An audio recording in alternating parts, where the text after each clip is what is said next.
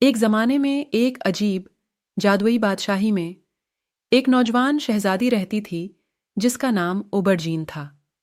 دوسری راجکماریوں کے برعکس اوبرجین کے پاس ایک انوکھا تحفہ تھا۔ وہ پودوں کے ساتھ بات چیت کر سکتی تھی۔ اس کی بادشاہی اپنے سرسبز باغات اور بیش بہا باغات کے لیے مشہور تھی۔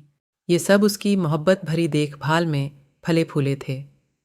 ایک دھوپ والی صبح جب شہزادی اوبرجین شاہی باغات میں ٹہل رہی تھی، اس نے تھکے ہوئے مرجھائے ہوئے گلاب کی جھاڑی سے سرگوشی سنی۔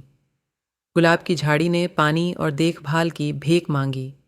ایک نرم لمس کے ساتھ اوبرجین نے پودے سے بات کی اور اسے دوبارہ زندہ کرنے کا وعدہ کیا۔ اس نے شاہی باغبان کو بلایا اور اسے گلاب کی اضافی دیکھ بھال اور غذائیت فراہم کرنے کی ہدایت کی۔ جیسے جیسے دن گزرتے گئے، بادشاہی کے باغات پہلے سے زیادہ پھلتے پھولتے گئے۔ پھول بڑے ہوئے، پھل میٹھے اور درخت لمبے، یہ سب اوبرجین کے منفرد تحفے کی بدولت۔ اس کی بادشاہی اپنے شاندار باغات کی وجہ سے دور دور تک مشہور ہوئی اور پڑوسی ممالک سے لوگ اس کی تخلیق کردہ خوبصورتی کا مشاہدہ کرنے آئے۔ ایک دن پڑوسی ملک میں خوفناک خشک سالی پڑ گئی۔ ان کی فصلیں سوکھ گئیں اور ان کے لوگوں کو نقصان پہنچا۔ اس سرزمین کے مایوس بادشاہ نے شہزادی اوبرجین کی بادشاہی میں قاصد بھیجے اس کی مدد کے لیے۔ اوبرجین اپنے ہمدرد دل کے ساتھ مدد کرنے پر راضی ہو گئی۔ وہ اور اس کی وفادار رعایا نے پھلوں، سبزیوں اور اپنے پھلتے پھولتے باغات کے بیجوں سے ویگنوں کو بھر دیا۔ آبرجین نے خشک سالی سے متاثرہ ریاست کا دورہ کیا اور اپنے لوگوں کو اپنی زمین اور پودوں کی دیکھ بھال کرنے کا طریقہ سکھایا۔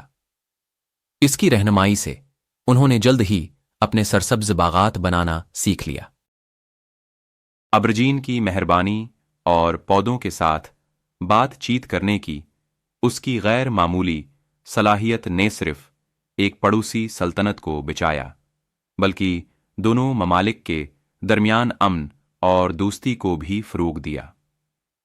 شہزادی اوبرجین کی میراث ہمدردی اور ترقی میں سے ایک تھی، جو سب کو یاد دلاتی ہے کہ سب سے زیادہ غیر معمولی طاقت ہمارے ارد گرد کی دنیا کی محبت اور دیکھ بھال کی طاقت تھی۔